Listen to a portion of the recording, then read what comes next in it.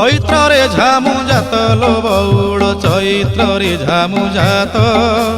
তের ভকতিয়া দণ্ড গড়ুথিবে তের ভকতিয়া দণ্ড গড়ুথিবে করিথিবে কাষ্ঠাব্রত চাল চাল সখী ଯିବା দেখি কাকটপুরকু ଯିବା দেখি অপুত্রী কি পুত্র অন্ধকু নয়ন দিয়ে মা মঙ্গলা যাচি বৌড়লো দিয়ে মা মঙ্গলা যাচি।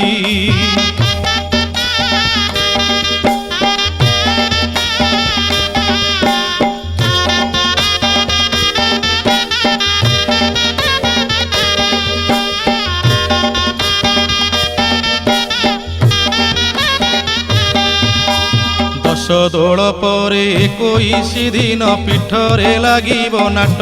সংগাত লো পীঠরে লাগিব নাট গুপত কোঠিরে দণ্ড জিয়াই